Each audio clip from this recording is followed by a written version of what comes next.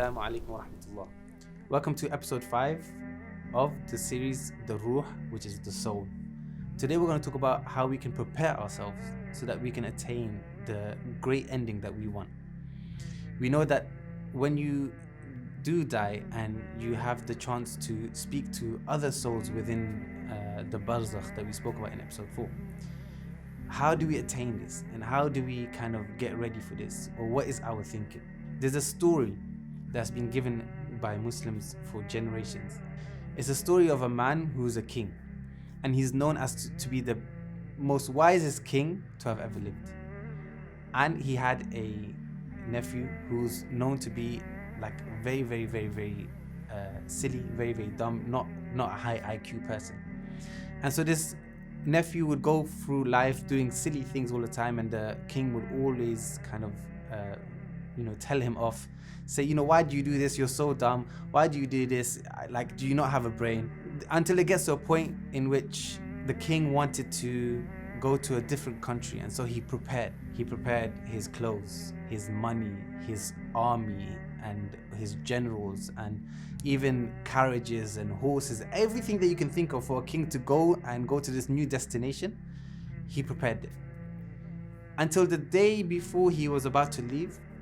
This king, who was the most wisest person, knew exactly what was going on. He knew that he was about to die before he could even leave to this journey. So the nephew comes back to the king at his bedside and asks, what have you prepared for this journey to come?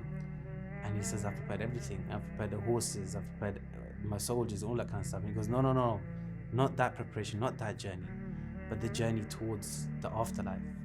And the king looked at him dumbfounded and said, I've prepared nothing. Because they were Muslim at the end of the day, they had an understanding of how to be good to Allah, be good so that they can attain Jannah. And he goes, I've prepared nothing.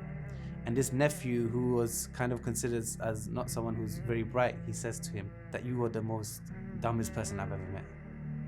And so we can see how this has changed, where the most wisest person who only thought about this world has never prepared anything for the journey, but he was preparing this journey to go to a different country, whereas the man who's considered not so bright to have prepared all his life for the journey, the most important journey.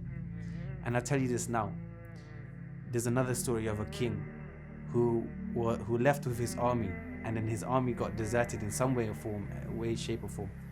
And the Malakul Maut came to him on a horse, and this king was about to die of thirst because he was in the Sahara Desert for maybe 2 or 3 days.